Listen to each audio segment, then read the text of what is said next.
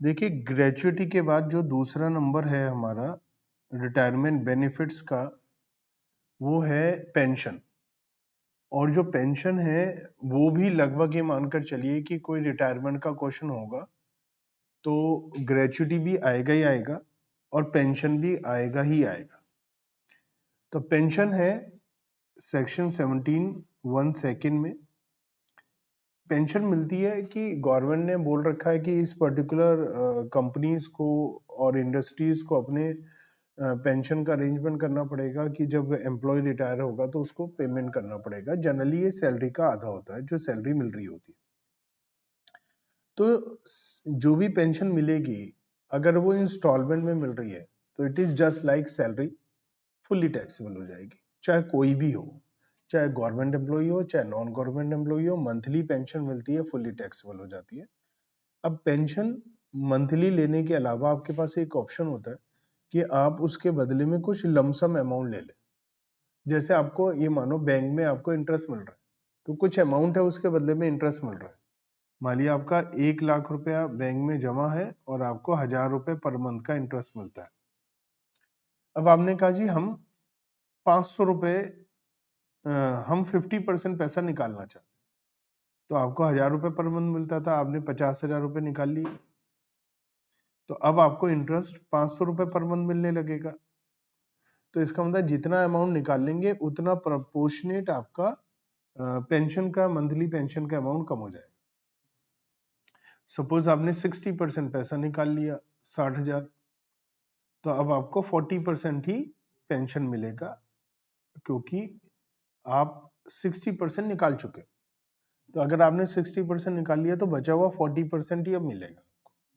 तो ये भी है। अब ये गवर्नमेंट एम्प्लॉइज के लिए फुली एग्जेम्प्ट हो जाता है और नॉन गवर्नमेंट एम्प्लॉय के लिए कुछ एग्जेम्प्ट हो जाता है बेस्ड ऑन ग्रेजुटी मिलती है या नहीं। ग्रेजुटी मिलती है तो 1/3, नहीं मिलती तो 2/3। कैसे, वो हम सारा देख लेते हैं। तो पेंशन एम्प्लॉयर पेमेंट करता है आफ्टर रिटायरमेंट या डेथ, जैसा कि पास सर्विस उसने करी है उसके बदले में। Pension normally periodically payment monthly basis पर होती है, बट कुछ एम्प्लॉयर क्या है वो ऑप्शन दे देते हैं कि कुछ पोर्शन आप लमसम में ले सकते हैं, उसके बदले में आपको मंथली पेंशन का कुछ हिस्सा फिर छोड़ना पड़ेगा। This is known as commutation of pension. जो लमसम लेते हैं उसे बोलते हैं पेंशन कम्यूट करा लिया, commutation of pension. The pension may be fully or partly commuted, that is, in lieu of the pension, a lump sum payment is made to the employee. The treatment of these two kinds of pension is as under. अगर pension instalment में दी जाती है तो वो fully taxable है, चाहे कोई भी हो। लमसम में दी जाती है तो गवर्नमेंट एम्प्लॉय के लिए 10A फर्स्ट में सारा एग्जाम्प्ट है, नॉन गवर्नमेंट एम्प्लॉय है तो 10A सेकेंड में हम देखेंगे कि एम्प्लॉय को ग्रेचुटी भी मिलती है या नहीं। अगर उसे ग्रेचुटी भी मिल रही है लमसम में, फिर वो पेंशन भी ले रहा है लमसम में, तो उसे डबल बेनिफिट हो रहा है, तो खूब पैसा मिल रहा है उसे, तो उसे एग्जम्पशन कम मिलेगी, तो उसे एग्जम्पशन मिलेगी 1/3। और एम्प्लॉय को अगर ग्रेचुटी नहीं मिलती तो बेचारे को केवल यही मिला है और लमसम मजबूरी में ले रहा है वो, तो उसे ज्यादा एग्जम्पशन देंगे, 1/2 एग्जम्पशन दे देंगे। लेकिन जो ज्यादा इंपॉर्टेंट बात है वो ये कि जो पेमेंट लिया है उसने उस वैल्यू का नहीं, जो एग्जम्पशन मिलेगा वो टोटल कम्यूटेड वैल्यू का मिलेगा। मतलब उसने 60,000 रुपए निकाले, तो इसमें से जो हम एग्जाम्प्ट करेंगे वो 1/2 और 1/3 ऑफ 1 लाख एग्जाम्प्ट करेंगे, इसका नहीं, इस वैल्यू का, टोटल कम्यूटेड वैल्यू का। तो हमें क्वेश्चन में दे रखा होगा कि उसने 60,000 निकाला विच इज 60%, तो हम 60,000 को 60% से डिवाइड करके पहले टोटल कम्यूटेड वैल्यू निकालेंगे, फिर उसका 1/2 या 1/3 एग्जम्पशन है। तो ये टोटल कम्यूटेड वैल्यू का 1/2 है या 1/3। पेंशन फैमिली मेंबर को मिलती है डेथ के बाद, तो उसको 15,000 रुपए या 1/3 पेंशन का जो भी कम होता है वो एग्जाम्प्ट हो जाता है। उसका लॉजिक और रीजन ये है, मैंने शायद पहले भी बताया हो, स्टैंडर्ड डिडक्शन जो फिलहाल 50,000 रुपए है वो आज से 15-20 साल पहले 15,000 रुपए या 1/3 of salary which average less होता था। तो सेम एट पार ये सैलरी की इनकम है, लेकिन क्योंकि ये एम्प्लॉय को नहीं मिल रही है, उसके फैमिली मेंबर को मिल रही है, तो अदर सोर्सेज में टैक्सेबल है। तो सेम एजम्पशन स्टैंडर्ड डिडक्शन देने के लिए जो उस समय की स्टैंडर्ड डिडक्शन थी वो यहाँ पर दे दी, लेकिन समय समय पर वहां चेंज होता गया, यहाँ चेंज नहीं। ये 15-20-25 साल पुराना ही चल रहा है।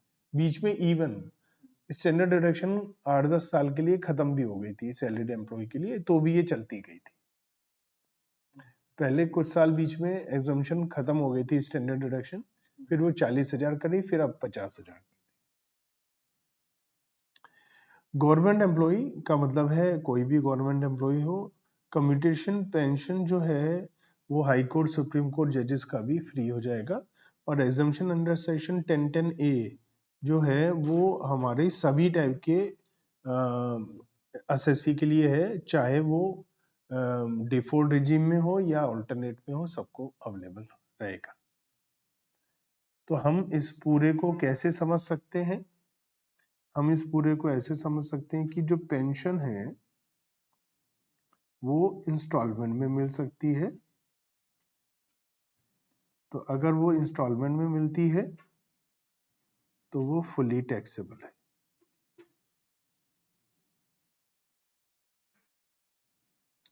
और अगर वो लमसम में मिलती है तो हम देखेंगे, अगर वो गवर्नमेंट एम्प्लॉय को मिलती है तो फुली एग्जेम्प्ट है अंडर सेक्शन 10(10)(a) फर्स्ट में। और अगर वो नॉन गवर्नमेंट एम्प्लॉय को मिलती है तो ये एग्जेम्प्ट है अंडर सेक्शन 10(10)(a) सेकेंड में, लेकिन ये देखा जाएगा कि इसे ग्रेच्युटी भी मिलती है या नहीं। If gratuity is also received, अगर इसे ग्रेच्युटी भी मिलती है तो ऐसी सिचुएशन में 1/3 ऑफ एग्जम्पशन जो मिलेगी वो होगी 1/3 ऑफ टोटल कम्यूटेड वैल्यू, और अगर gratuity if gratuity is not received तो जो एग्जम्पशन मिलेगी वो होगी 1/2 ऑफ टोटल कम्यूटेड वैल्यू। ये कैसे होगा ये अभी हम देख लेते हैं। ये पूरा पेंशन है, देखने में लग रहा है बहुत आसान है, लेकिन स्टूडेंट इसमें बहुत गलतियां करते हैं। है तो आसान लेकिन गलती करते हैं। और आफ्टर डेथ जो भी हमें मिलती है employee pension received by family member of employee after the death, तो ये अदर सोर्सेज में टैक्सेबल होती है, और ये 1/3 या 15,000 whichever is less exemption मिल जाती है। तो एक डिडक्शन मिलेगी under section under the head other sources में फैमिली मेंबर्स को, जो होगी ₹15,000 और 1/3 of pension whichever is less. ठीक है, इसके कुछ एग्जांपल्स और क्वेश्चंस करते हैं ताकि आपको क्लियरिटी आ पाए कि एक्चुअल में कैसे करना है। तो फैमिली मेंबर्स को 1/3 ऑफ पेंशन मिलेगा, वो टोटल पेंशन का मिलेगा। जो पेंशन मिली है इंस्टॉलमेंट वाली, ये वो वाली बात हो रही है। ठीक है, क्योंकि लमसम वाली तो तभी मिलेगी जब वो रिटायर हो रहा है, और डेथ के केस में तो फिर उसको इंस्टॉलमेंट ही मिलती रहेगी, है ना। तो इंस्टॉलमेंट जो भी मिलेगी उसका 1/3 जो पूरे साल में मिली है उसका 1/3 या 15,000 जो भी कम है वो उसको मिलता रहे। एग्जाम्पल नंबर 38, मिस्टर सी हैं, वो रिटायर हुए हैं 1 दिसंबर 2023 को, और उनको मंथली पेंशन मिलनी शुरू हुई है जनवरी से, और उन्होंने कंप्यूट कराई 1 फरवरी को 3,60,000 रुपये मिल गए। हमें बताना है कि अगर वो गवर्नमेंट एम्प्लॉई है और उसको ग्रेच्युटी मिलती है तो क्या होगा, ग्रेच्युटी नहीं मिलती है तो क्या होगा। तो हम पहले ये देखते हैं एक जनरल बात, ना हम गवर्नमेंट नॉन गवर्नमेंट की बात नहीं कर रहे, पहले हम देख रहे हैं उसे मिला क्या है। तो पेंशन मिली कितनी है, सबसे पहले ये पता लगाते हैं इंस्टॉलमेंट में कितनी मिली है इसे। तो इसे रिटायर हुआ दिसंबर में और इसकी पेंशन जनवरी से शुरू हुई। तो जनवरी में इसको पेंशन मिली 6,000 रुपये। फिर इसने 1 फरवरी को कंप्यूट करा लिया 60%, तो इसको फेब में 60% कंप्यूट करा के ले लिया तो इसे 40% ही मिलेगा। तो इसको 2400 मिलेगा और मार्च में भी इसे 2400 मिलेगा। तो इसे इंस्टॉलमेंट में 6,000, 2 8 और 2 10,800 रुपए मिला है। ये पेंशन मिला है इंस्टॉलमेंट। अब लमसम में इसे मिला है कितना, 3,60,000। तो पहले तो मैंने ये पता लगाया क्या क्या एक्चुअल में मिला है। अब मैं आंसर निकालता हूं। ए का फर्स्ट है कि वो गवर्नमेंट एम्प्लॉय है और उसे ग्रेच्युटी मिलती है। ठीक है, तो कितना होगा टैक्सेबल बताओ। इंस्टॉलमेंट तो पूरा हो जाएगा। हाँ, तो इसके लिए टैक्सेबल होगा इंस्टॉलमेंट वाला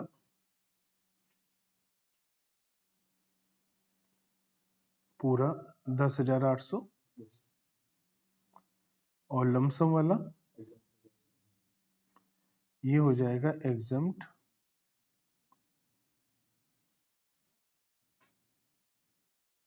तो इसका मतलब इसके लिए जो टैक्सेबल अमाउंट आएगी वो आएगी 10,800। ए सेकेंड में भी सेम ही आंसर आएगा क्योंकि गवर्नमेंट एम्प्लॉय के लिए एग्जेम्प्ट होता है लमसम, चाहे ग्रेच्युटी मिलती है या नहीं। ये कंडीशन गवर्नमेंट एम्प्लॉय वाले केस में नहीं है, ये कंडीशन नॉन गवर्नमेंट वाले केस में। अब हम बात करते हैं बी का फर्स्ट पॉइंट। बी का फर्स्ट पॉइंट है कि अगर वो नॉन गवर्नमेंट एम्प्लॉय है तो ऐसी सिचुएशन में क्या रहेगा, नॉन गवर्नमेंट एम्प्लॉय है और उसे ग्रेच्युटी मिली है तो जो इंस्टॉलमेंट में मिला है वो तो पूरा ही टैक्सेबल होगा 10,800 रुपये। और जो लमसम मिला है 3,60,000, इसमें से एग्जेम्प्ट हो जाएगा। अच्छा, टोटल वैल्यू क्या है ये भी हम निकाल लेते हैं जनरल। उसमें 3,60,000 मिला है विच इज 60%, तो टोटल वैल्यू 6 लाख है ना। तो एग्जेम्प्ट होता है B1 है जहां पर उसको ग्रेच्युटी भी मिलती है। तो ग्रेच्युटी मिलती है तो 1/3 एग्जेम्प्ट होता है ऑफ टोटल वैल्यू। तो इसका मतलब 2 लाख रुपीज एग्जेम्प्ट हो जाएगा और 1,60,000 टैक्सेबल हो जाएगा और इनका टोटल टैक्सेबल 1,70,800 हो जाएगा। यही अगर बी सेकंड है जहां पर इसे ग्रेच्युटी नहीं मिलती तो इंस्टॉलमेंट वाला तो पूरा का पूरा 10,800 टैक्सेबल है, उसमें तो कोई एग्जम्पशन वगैरह नहीं है। लेकिन जो लमसम मिला है 3,60,000 रुपए का, इसमें से जो एग्जेम्प्ट होगा वो 1/2 ऑफ 6 लाख होगा, 3 लाख रुपीज। तो 60,000 लमसम टैक्सेबल हो गया, 10,800 इंस्टॉलमेंट वाला, तो 70,800 टोटल अमाउंट टैक्सेबल। ये बात क्लियर है। Question number 41। मिस्टर जॉन है, रिटायर हुए हैं 31 मार्च 24 को। ये तो आखिरी दिन रिटायर हो गए। 37 साल काम करने के बाद इनको बेसिक सैलरी मिली, डीए मिला, एंटरटेनमेंट अलाउंस मिला, प्रोफेशनल टैक्स इन्होंने दिया, रिटायरमेंट पर इन्हें ग्रेजुटी मिली, इन्हें पेंशन मिली, इन्होंने लमसम भी ले लिया, हमें टैक्सेबल सैलरी निकालना है। तो कंप्यूटेशन ऑफ टैक्सेबल सैलरी, तो इनको बेसिक सैलरी जो मिलती है पूरे साल की मिलेगी क्योंकि आखिरी दिन रिटायर हुए हैं, और इनको 25,000 रुपये मंथली मिलता है। तो पूरे साल का कितना हो गया? 3 लाख रुपीस। और डीए इन्हें मिलता है 10%, तो 3 लाख का 10%, 30,000 रुपये मिल जाएगा इनको डीए। इन्हें एंटरटेनमेंट अलाउंस मिलता है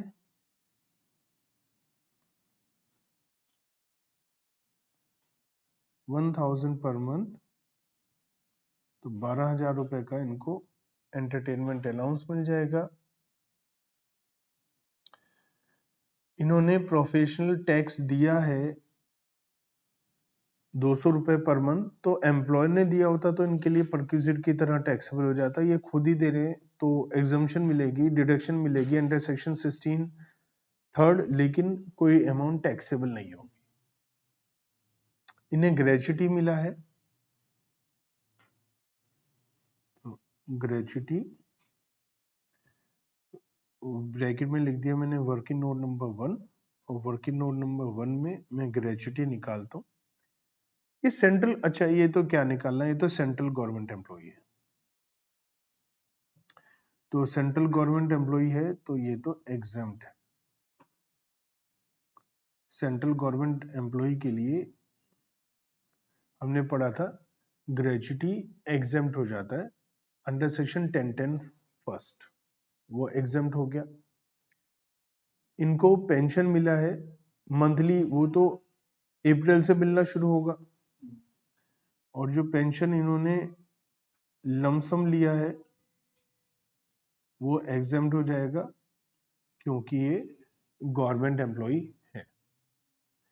तो बहुत आसान हो गया गवर्नमेंट एम्प्लॉई होने की वजह से। तो इनकी ग्रॉस सैलरी निकाल लेते हैं, 3,42,000। इसमें से लेस करते हैं डिडक्शन, स्टैंडर्ड डिडक्शन 50,000, ठीक है। और सेकंड नंबर पर entertainment allowance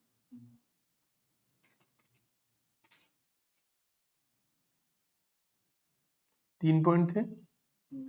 number 1 actual received 12,000, number 2 maximum limit 5,000,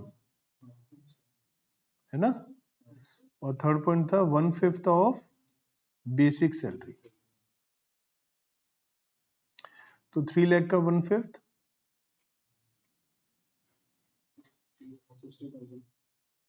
जो भी लीस्ट हो मिनिमम हो, तो 5,000 रुपये ये मिल जाएगा। और प्रोफेशनल टैक्स 16 थर्ड में मिलेगा जो एक्चुअल दिया है, और प्रोफेशनल टैक्स दिया है 200 रुपये पर मंथ, तो 2,400 रुपये का प्रोफेशनल टैक्स का डिडक्शन मिल जाएगा, और टैक्सेबल सैलरी आ जाएगी कितनी? 2,84,600। ठीक है, तो काफी इजी क्वेश्चन हो गया, केवल किस वजह से कि ये गवर्नमेंट एम्प्लॉय था। अगर गवर्नमेंट एम्प्लॉय नहीं होता तो थोड़ा सा हमारे लिए कैलकुलेशन करनी पड़ जाती हम लोगों को। तो मिस्टर एक्स हैं, ये जॉब करते हैं एबीसी लिमिटेड में, प्राइवेट एम्प्लॉई हैं, 22,000 पर मंथ की इनकी सैलरी है, डीए है 5,000 पर मंथ। ये रिटायर हो गए 21 दिसंबर, अरे बाप रे बीच में रिटायर हुआ ये। और इन्हें पेंशन मिली है 9,000 पर मंथ, और इन्होंने 52% कम्यूट करा ली। एम्प्लॉयर ने इन्हें कम्यूटेशन फर्स्ट फेब को अलाउ कर दिया और इन्हें 5,61,600 रुपए दे दिया। इन्हें ग्रेजुटी भी मिला है 6,95,000 और इन्होंने 20 साल 11 महीने की जॉब पूरी करी है। हमें टैक्स लाइबिलिटी निकालनी है। सबसे पहले तो हम बात करते हैं बेसिक सैलरी। तो बेसिक सैलरी, ये रिटायर हुए हैं 21 दिसंबर को, तो कितने जो है महीने कंप्लीट हो गए इनके? 8 महीना 21 दिन। तो 8 महीने की सैलरी इनकी हो गई कितनी? और 21 दिन की सैलरी 21/30 इंटू 22,000, 15,400 तो टोटल 1,91,400 डीए है 5,000 रुपए पर मंथ, तो 8,000 इंटू 5 प्लस 8,000 इंटू 21/30 कितना आया?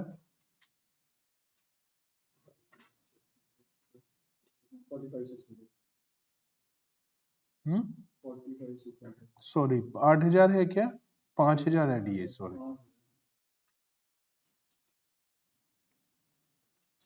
तो इंटू 5/8 कर दो जो तुमने निकाला था, इंटू 5/8 कर दो जो आंसर निकाला था। 28,500 अरे यार कितनी गलतियां हो रही हैं, 8 है ये।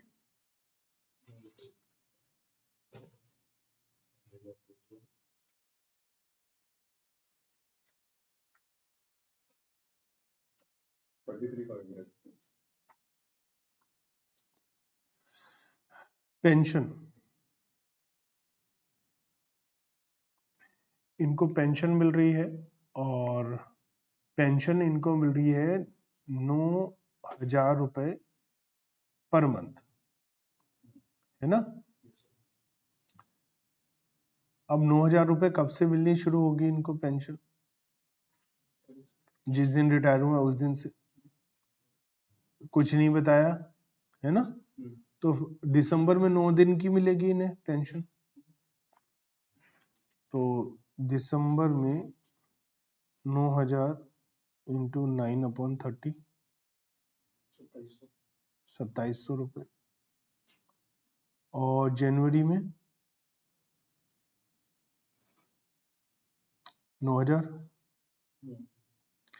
इन्होंने फर्स्ट फेब को कम्यूटेशन करा दी, है ना? तो फेब में इनको 9,000 का 48% मिलेगा, 4,320। मार्च में 4,320, तो ये फुल्ली टैक्सेबल हो जाएगा क्योंकि इंस्टॉलमेंट है। कितना? ठीक है। अब बात करते हैं लमसम पेंशन। जो एक्चुअल रिसीव्ड है वो है 5,61,600 माइनस एग्जेम्प्ट होगा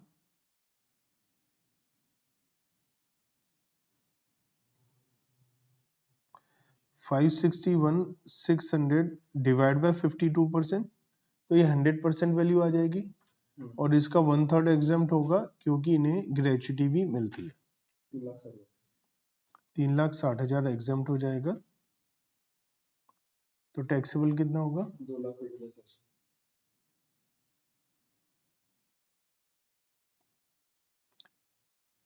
ग्रेच्युटी भी मिला इन्हें,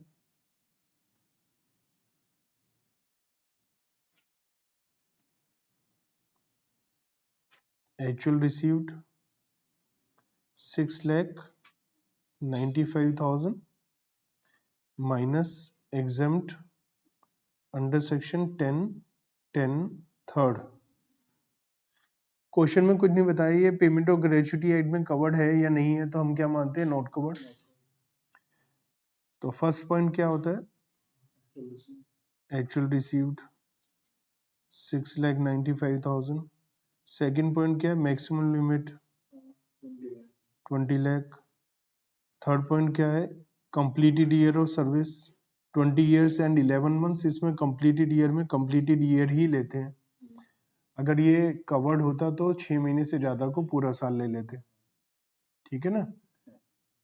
इनटू 1/2 लेते हैं। अगर ये हमारा होता कवर्ड तो 15/26 लेते और वहां लास्ट ड्रॉन सैलरी लेते, लेकिन यहाँ पर हम 10 मंथ्स की एवरेज सैलरी लेंगे, वो भी स्टैंडर्ड। और यहाँ पर सैलरी में कोई चेंज नहीं है तो एवरेज सैलरी भी वही आएगी। और डीए हमारा under the terms of employment नहीं है, इसीलिए उसे ऐड नहीं करेंगे, तो सैलरी 22,000 रुपए के हिसाब से ही आएगी। तो कितना आया,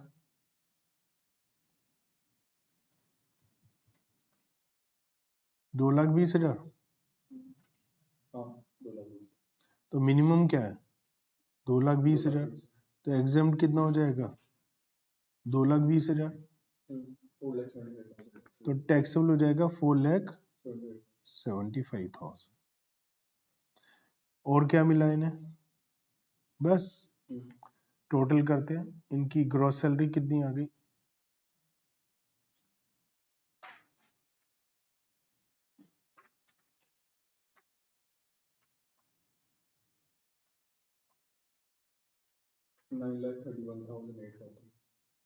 931,840।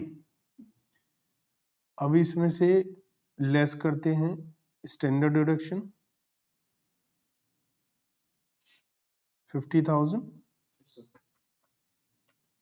ठीक है। और कोई डिडक्शन तो है नहीं इनके पास, तो कितना आ गया, 8,81,000। अब कुछ नहीं कहा तो डिफॉल्ट टैक्स रिजिम में आ जाते हैं। और 0 to 3 लाख नील हो जाएगा, 3 to 6 लाख कितना, 15,000। और 6 to 9 लाख है तो 6 लाख to 8,81,840 कितना, 28,184। टोटल 43,181। ठीक है। Plus 4% health and education cess 1727.36। 1727.36 total 44,911.36। 44,911.36। तो ये सेक्शन 288B के हिसाब से नियरेस्ट 10 रुपीज में राउंड ऑफ कर देंगे, तो 44,910 रुपीज का टैक्स देना पड़ेगा, ठीक है। कैलकुलेशन एज्यूम कर रहा हूँ, ठीक है, नहीं तो वीडियो में सब गलत आ जाएगा। तो सही है कैलकुलेशन। तो ये था हमारा पेंशन। और पेंशन से भी ज्यादा गलतियां करना जो बच्चे करते हैं, वो अब आएगा हमारा लीव एनकैशमेंट, जिसमें बच्चे और ज्यादा गलती करते हैं पेंशन से भी ज्यादा। तो वो हमारा नेक्स्ट पॉइंट है अब लीव एनकैशमेंट। देखिए लीव एनकैशमेंट बहुत ही ज्यादा इम्पोर्टेंट है और थोड़ा सा इसमें आपको दिमाग लगाना पड़ेगा, क्योंकि इसमें स्टूडेंट बहुत ज्यादा गलतियां भी कर देते हैं। लीव एनकैशमेंट में क्या है कि आपको है ना, एम्प्लॉयर अगर छुट्टियां देता है कि आप साल भर में 30 दिन 40 दिन की छुट्टी ले लो, और इनकेस आपने वो छुट्टी नहीं ली और उसके बदले में आपको पैसा मिला, तो पैसा वो लीव एनकैशमेंट कहलाता है, कि लीव को कैश करा लिया। तो ये एक बेसिक तौर पर ये है कि अगर leave encashment during the period of service आपने लिया है, तो जस्ट लाइक इंस्टॉलमेंट में मिला पेंशन, ये भी कैश में ले लिया, just like salary fully taxable हो जाता है।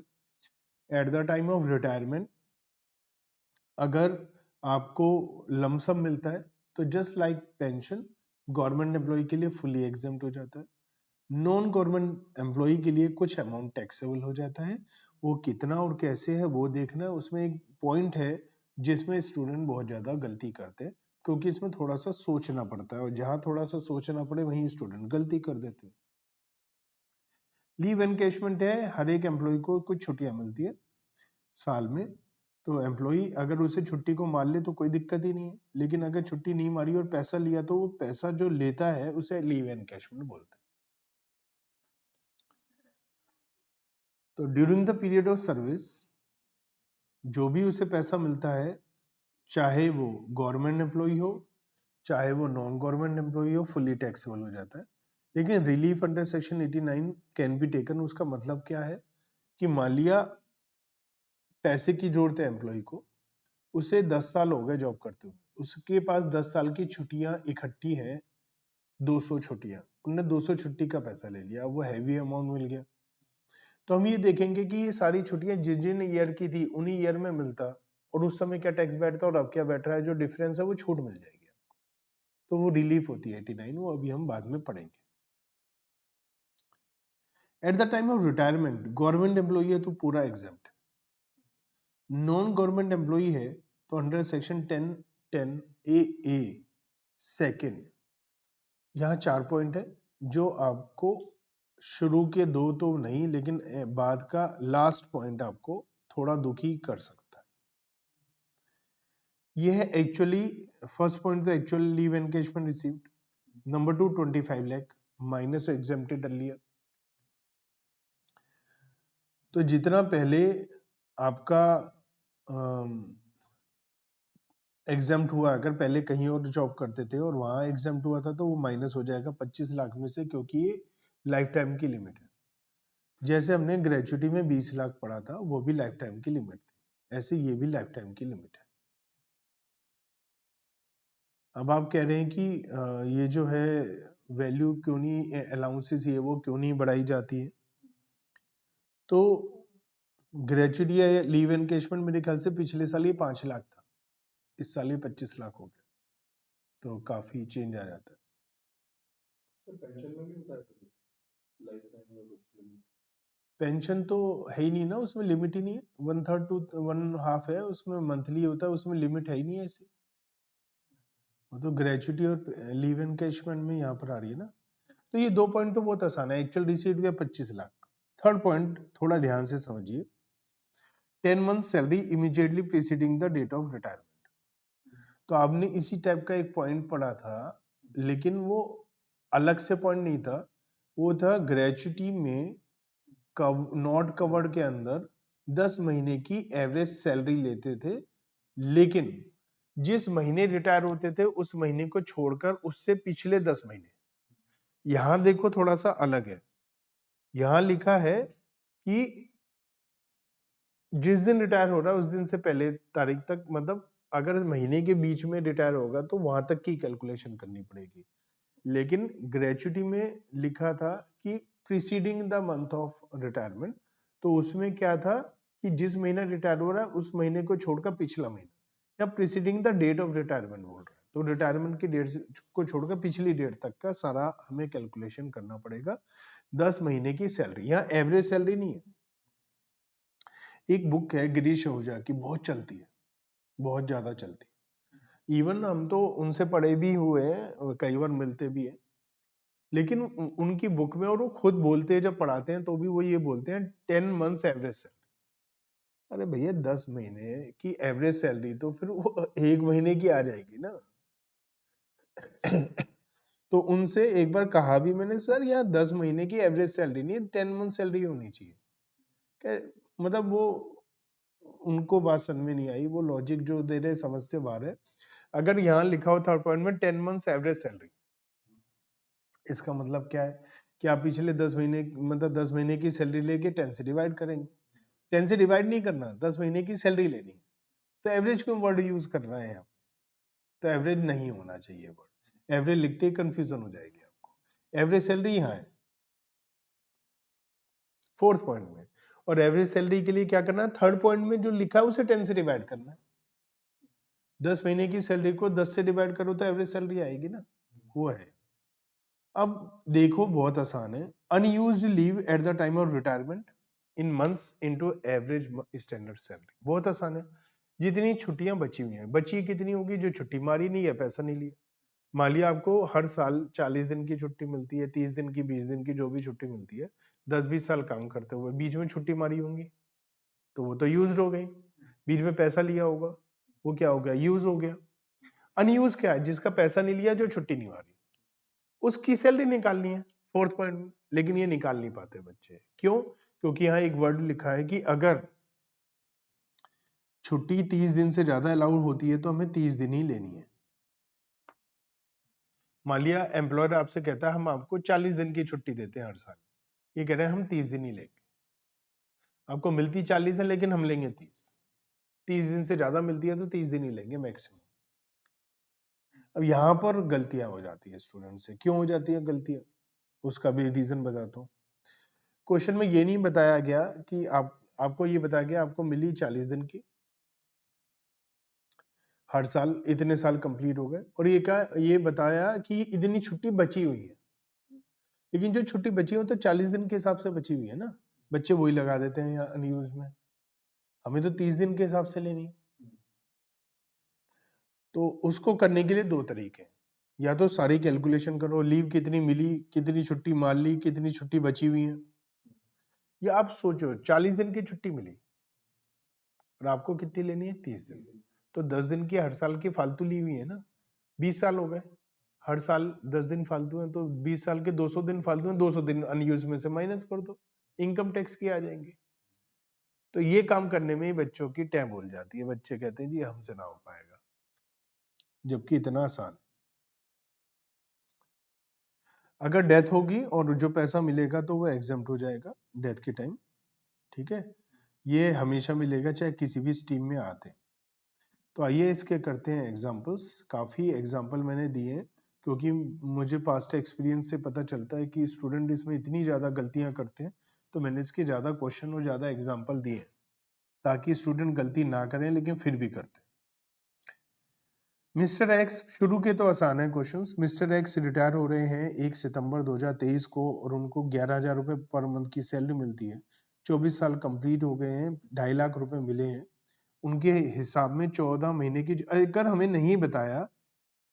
नहीं बताया कि उनको कितने दिन की छुट्टी एक साल में मिलती है, तो हम मानेंगे 30 दिन या उससे कम ही मिलती है। तो जो उनकी छुट्टियां हैं वही इनकम टैक्स के हिसाब से छुट्टियां। तो हमें बताना है लीव एनकैशमेंट टैक्सेबल कितना होगा। तो लीव एनकैशमेंट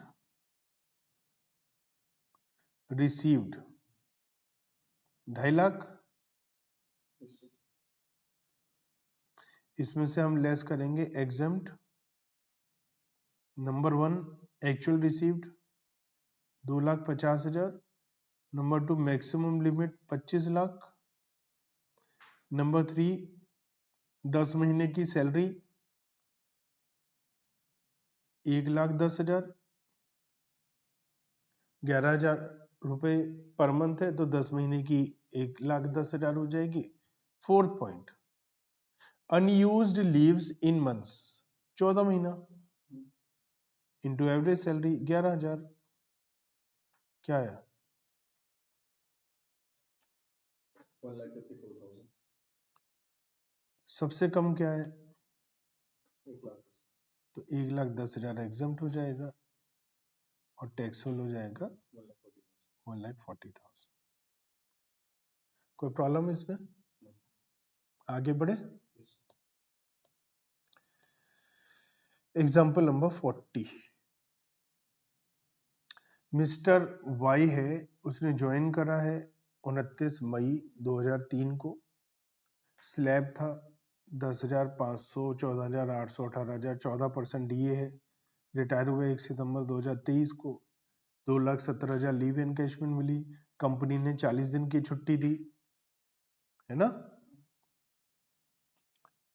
इन्होंने 160 दिन की छुट्टी मान ली और 150 दिन का पैसा भी ले लिया इन्होंने बीच में 2017 में।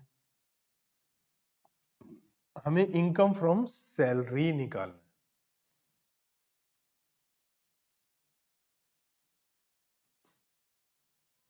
करें, इनकम फ्रॉम सैलरी निकालते। तो सबसे पहले बेसिक सैलरी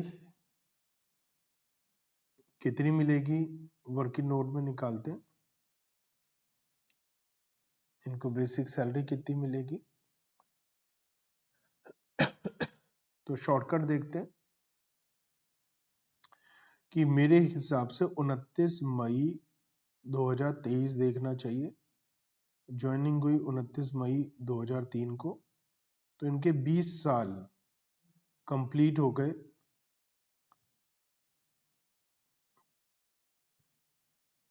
ऑन 29 मई 23। तो इनके 29 मई को 20 साल पूरे हो गए। 10,000 में 500 बढ़ के 14,000 होने के लिए 8 साल चाहिए, है ना। 500 करके 8 साल में बढ़ेंगे,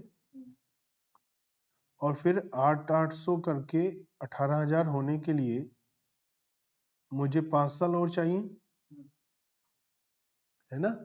तो टोटल 13 साल में सैलरी 18,000 हो गई होगी। इन्हें तो 20 साल हो गए। इसका मतलब यहाँ तो कोई कैलकुलेशन का हिसाब ही नहीं है, यहाँ तो सिंपल इनकी सैलरी है 18,000 रुपए।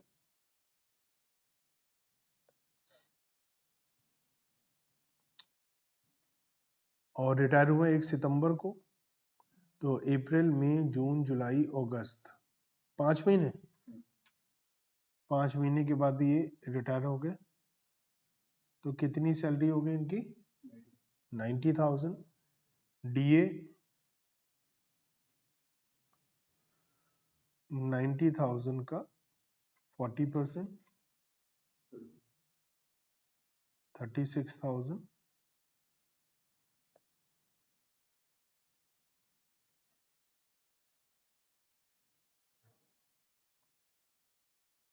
लीव एनकैशमेंट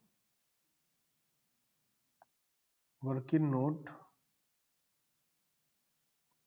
नंबर 2, क्योंकि वर्किंग नोट नंबर 1 में तो हमने पता लगाया कि कितनी उसको स्लैब के हिसाब से मिलती है।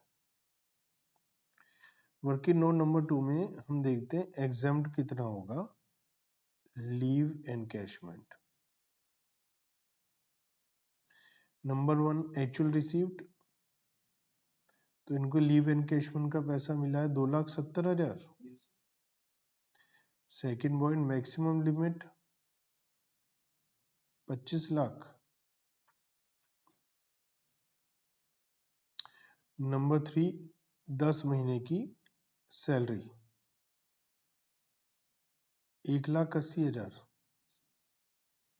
फोर्थ, जो छुट्टियां बची हुई है ये मैं वर्किंग नोट नंबर 3 में निकालता हूं।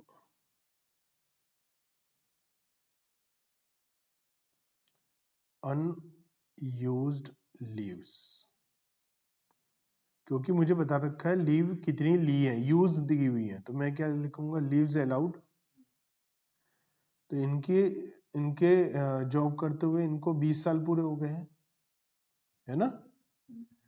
तो 20 ईयर्स में इनको 30 दिन मिले होंगे, 40 मिले लेकिन हम तो 30 ही लेंगे मैक्सिमम। इनको मिलते 40 है लेकिन हम 30 दिन लेंगे मैक्सिमम। तो कितने दिन की छुट्टी मिलेगी एज पर इनकम टैक्स 600। इन्होंने यूज कर ली 160 दिन की और 150 दिन की, तो कितना दिन की छुट्टी यूज कर ली 310 दिन। तो अनयूज्ड कितनी है 290 दिन की अनयूज्ड है ना। तो अनयूज लीव महीनों में निकालनी है तो 290/30 कर देता हूँ, महीने आ जाएंगे। और एक महीने की जो सैलरी है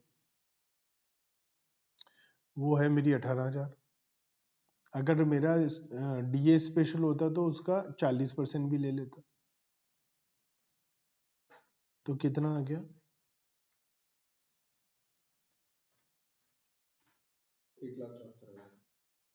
1,74,000, 1,74,000। सबसे कम वैल्यू यही है 174, तो एग्जाम्प्ट हो जाएगी 174, है ना। तो मेरी 270 में से 174 माइनस हो जाएगी, तो टैक्सेबल कितनी आएगी? 96,000।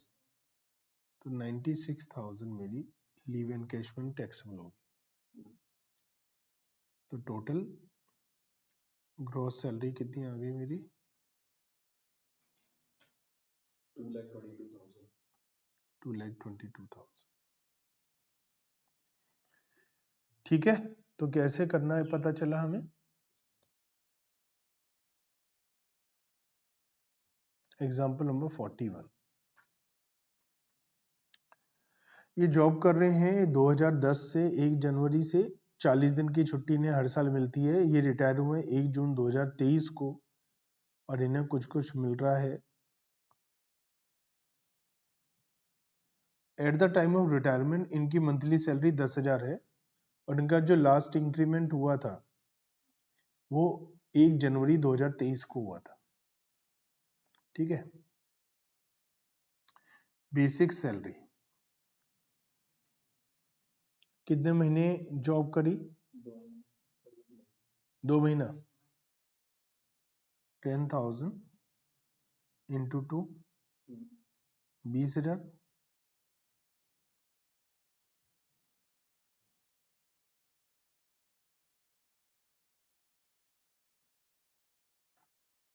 और क्या क्या मिला इन्हें? ग्रेचुटी,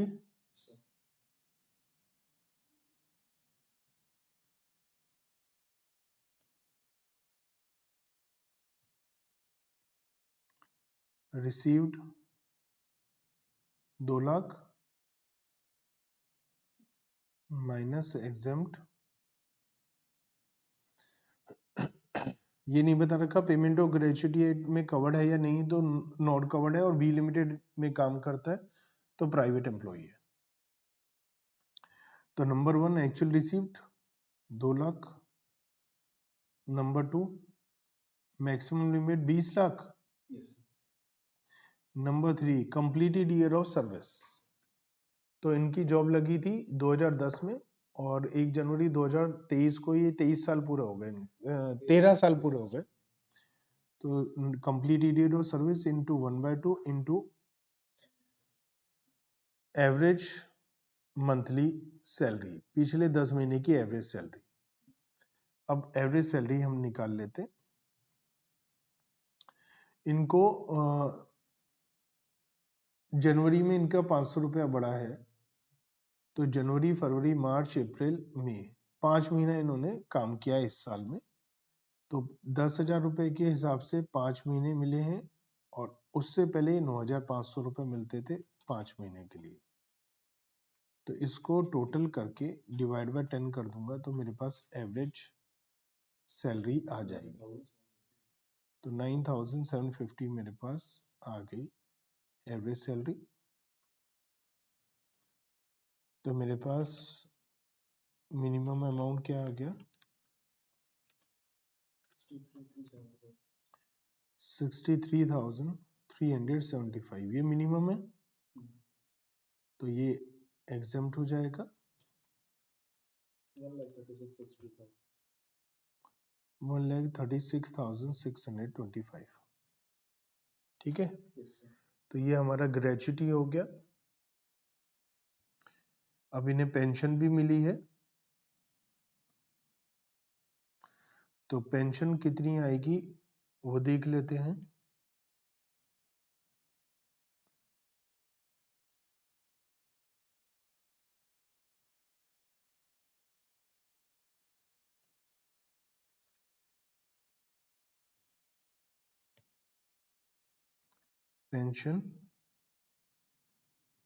पेंशन 5,000 रुपए पर मंथ है, तो इंस्टॉलमेंट में 1 जून 23 से लेकर 31 अक्टूबर 23 तक, तो जून 1 जून से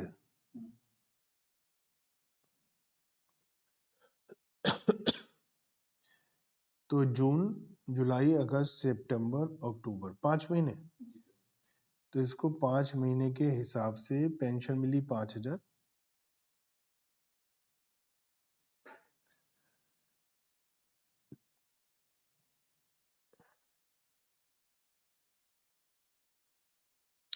उसके बाद इसने 60% पैसा ले लिया,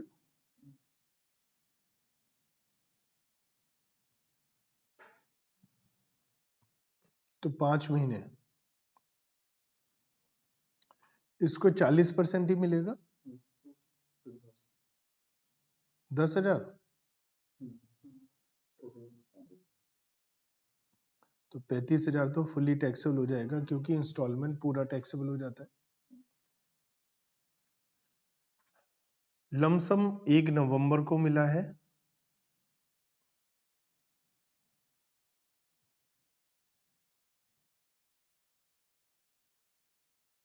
और ये मिला है 3,60,000। इसमें से एग्जेम्प्ट करेंगे, इन्हें ग्रेचुटी भी मिलता है, तो 1/3 ऑफ 6 लाख, क्योंकि टोटल कम्यूटेड वैल्यू 6 लाख होगी, 360 डिवाइड बाय 60%, तो 2 लाख एग्जेम्प्ट हो गई, 1,60,000 टैक्सेबल हो। अब हम बात करते हैं अनयूज्ड लीव की। तो लीव एनकैशमेंट 1,20,000 रुपए मिले इन्हें, लेस करते हैं exempt minimum of following. Number 1 actual received 1,20,000। Number 2 maximum limit 25 lakh. Number 3 10 months salary 97,500, 10 महीने की सैलरी चाहिए। और 4th पॉइंट अनयूज्ड लीव्स। अब अनयूज्ड लीव कैसे आएगी?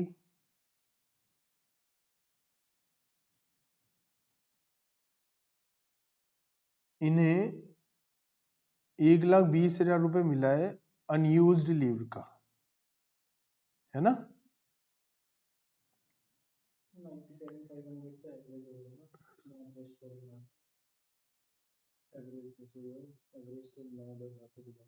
पिछले 10 महीने की सैलरी लेनी है ना, तो 97,500 है ना 10 महीने की, 9750 थोड़ी ना लिखा है ना।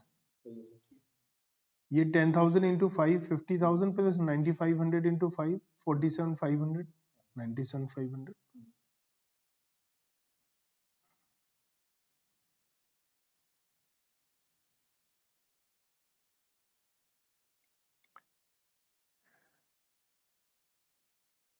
इसे 1,20,000 रुपए अनयूज्ड लीव के लिए मिला है ना?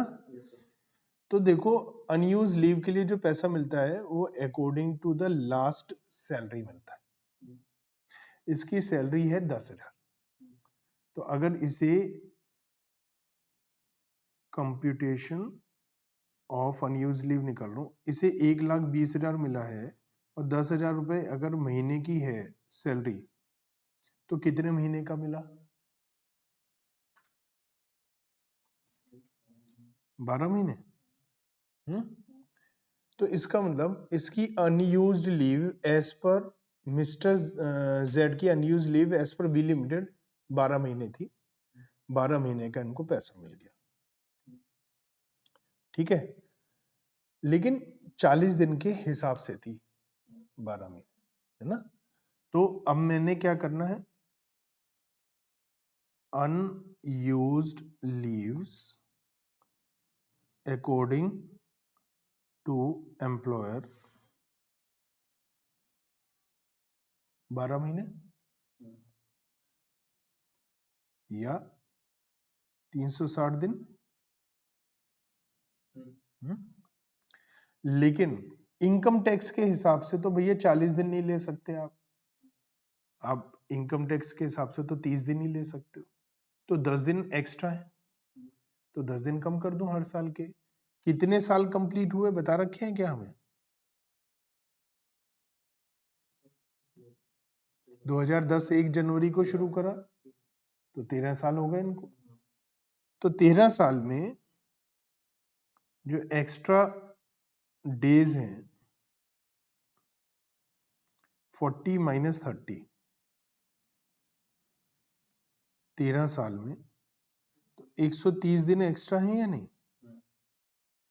तो unused leaves as per income tax act कितना निकल कर आएगा? 230 डेज, है ना?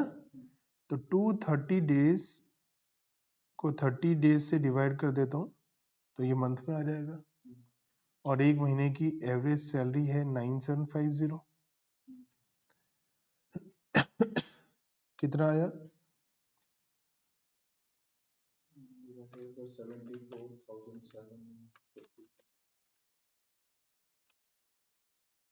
74,750।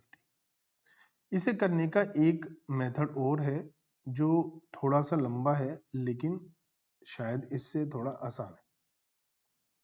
देखो ऐसा करते हैं, लीव्स अलाउड कितनी, एम्प्लॉयर का हिसाब देखते हैं पहले।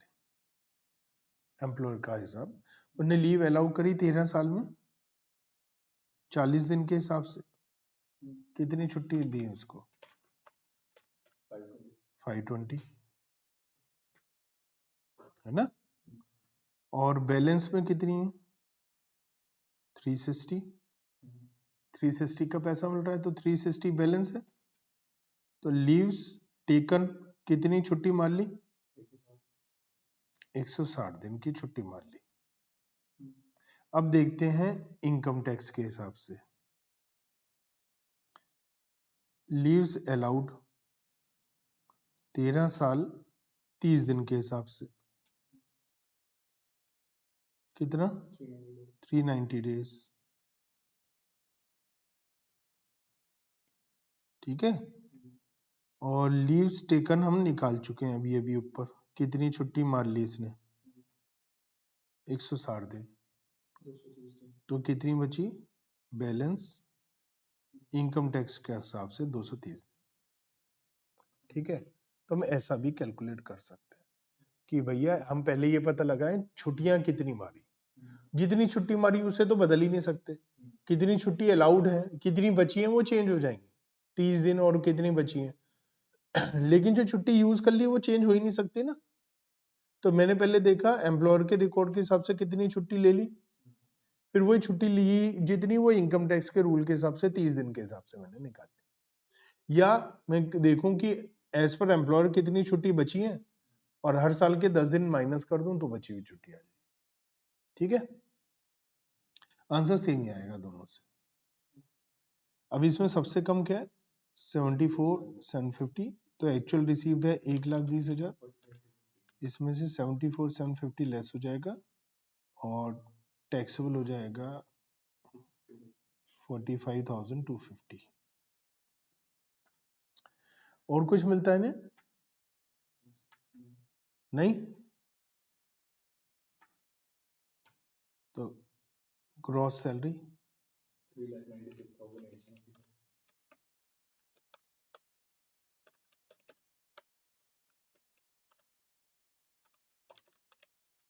3 लाख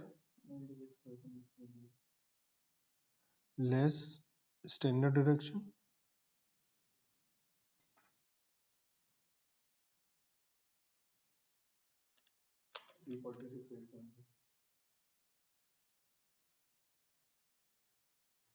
ठीक है। क्वेश्चन नंबर 43,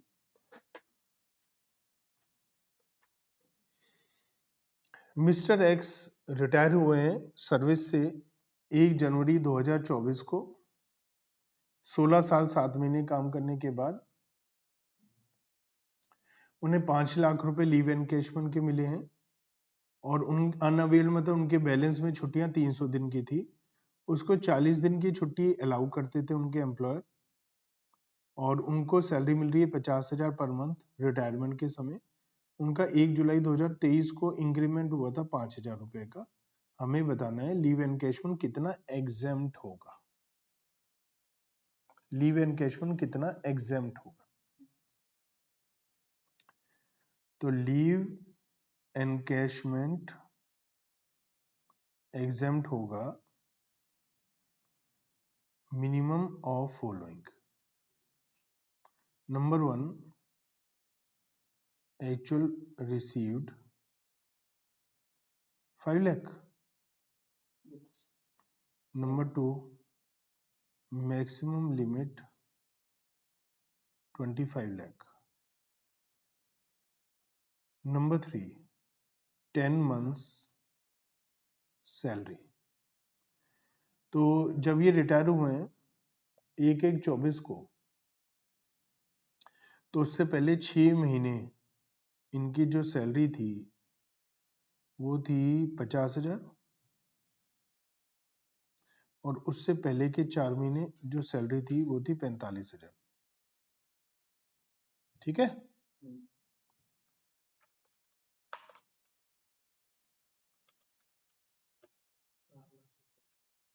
चार लाख 70 या 80? 70। 45 इंटू 4 1,80,000 और 3 लाख 480 है। 470 कैसे आ रहा है?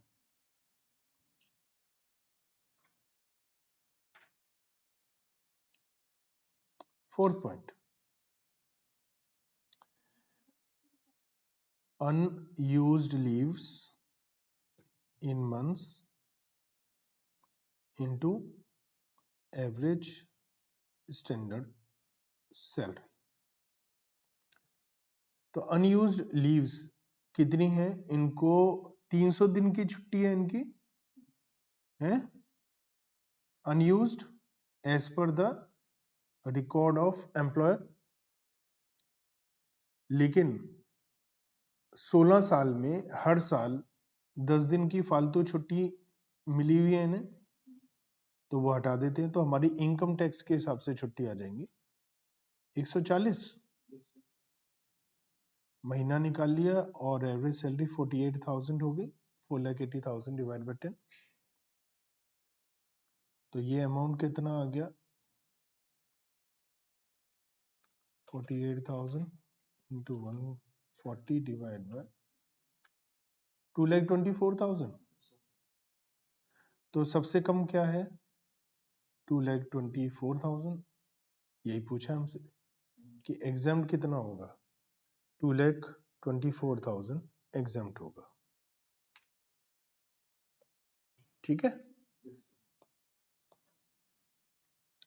Question number 44,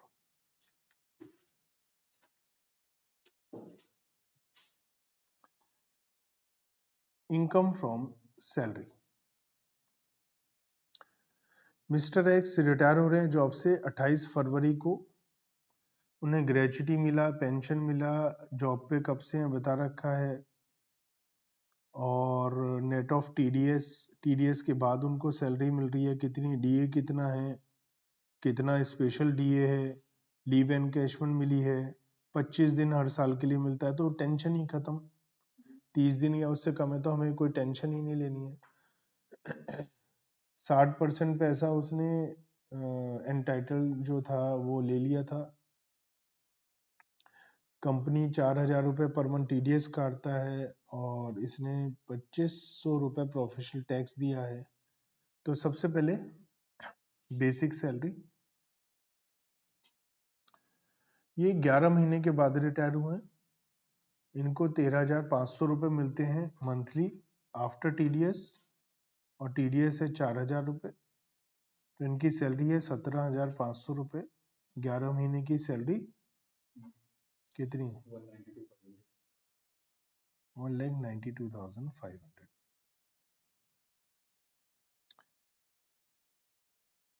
DA 1/3 of basic पे, 192,500 का 1/3 64,167।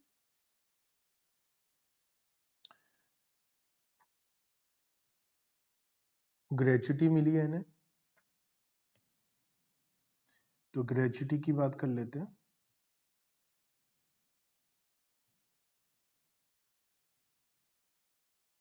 3,10,000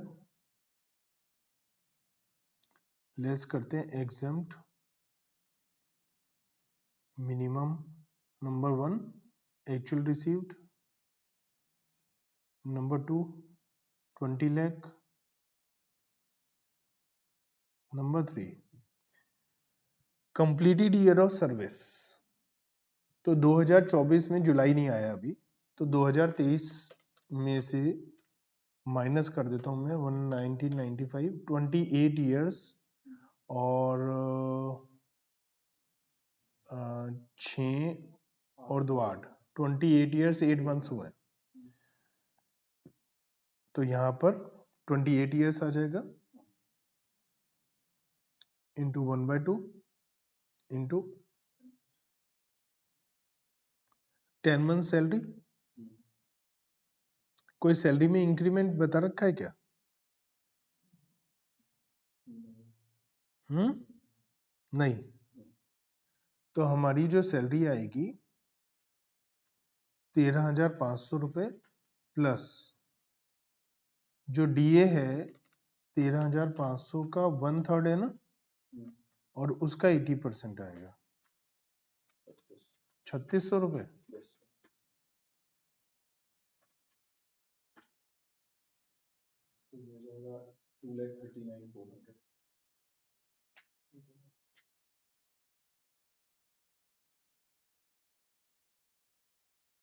बेसिक सैलरी 1 मिनट 17,500 है, मैंने 13,500 का ले लिया गलती से। बेसिक सैलरी 17,500 है ना, है ना? तो ये 17,500 आएगी ना, 17,500 प्लस 17,500 का 1/3 और उसका 80% 4667। क्योंकि मेरे मन में आया कि ये राउंड फिगर में तो आ नहीं रहा, पॉइंट में आ रहा है, और यहाँ 3500 3600 4500 राउंड फिगर में आ रहा है, तो कुछ तो गड़बड़ है। तो मेरा जो ग्रेचुटी है उसके लिए थर्ड पॉइंट की वैल्यू क्या आ गई हमारी 3,10,338। जो मिनिमम अमाउंट है वो है जो एक्चुअल रिसीव्ड है 3,10,000। तो इसका मतलब टैक्सेबल नील हो जाएगा, सारा का सारा एग्जेम्प्ट हो जाएगा। रिटायरमेंट के एक तो ये मिल रहा है, ऊपर से मिल रही है पेंशन। पेंशन की बात करते हैं, 7,500 रुपये पर मंथ मिल रही है। क्या इसने कुछ कम्यूट कराई है?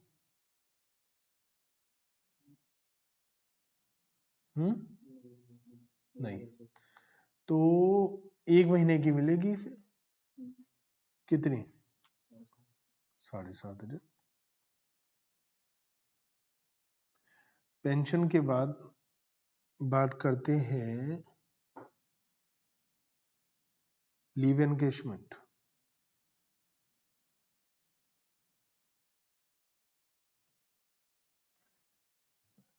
तो लीव एनकेशमेंट है 2,88,000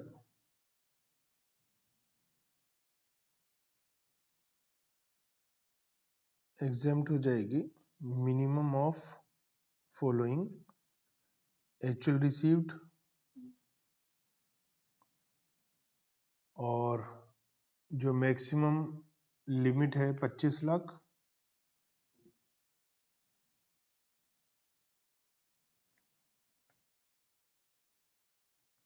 और third point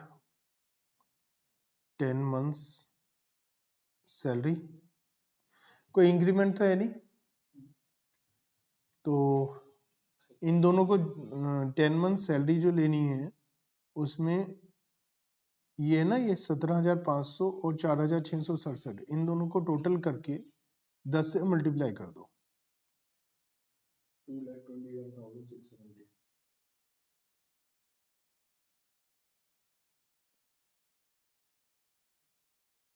1,17,500 plus 4,667 into 10 2,21,670. Fourth point है leaves unutilised.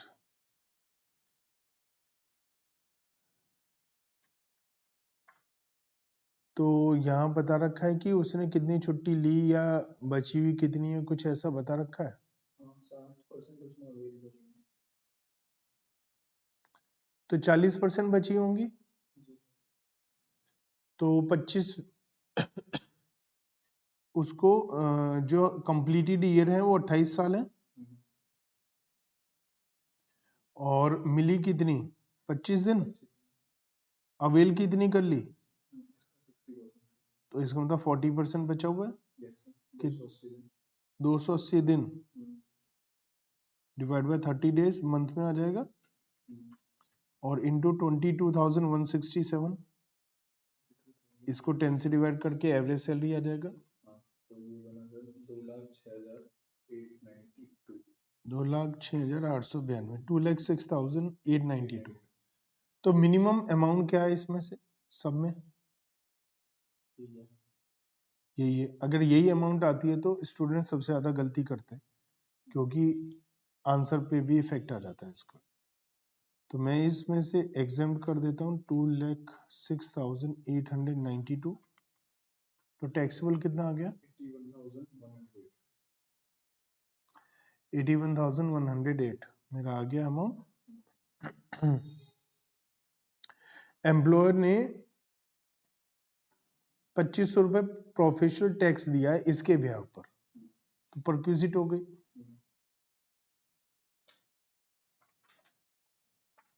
Professional tax paid by employer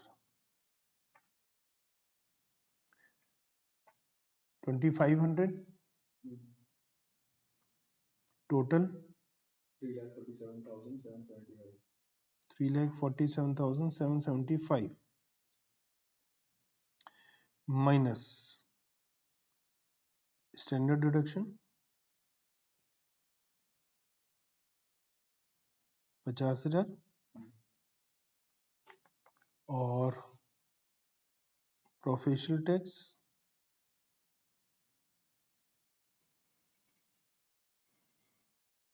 2,500, income from salary 2,95,275। तो ये थी income of mister X. Heading डाल देंगे in computation of income of mister X for the year so and सो।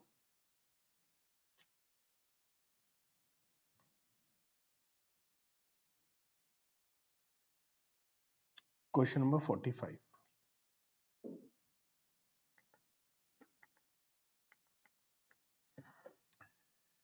तो बाकी का फिर हम नेक्स्ट क्लास में कर लेंगे, ठीक है ना। तो अभी यहाँ इतना ही करते हैं क्योंकि टाइम हमारा काफी हो गया है। तो नेक्स्ट क्लास में बाकी का काम करेंगे। और एक हमारे पास रिटेंचमेंट कंपनसेशन बचा हुआ है, इसके भी कुछ क्वेश्चंस हैं, तो वो हम नेक्स्ट क्लास में कर लेंगे।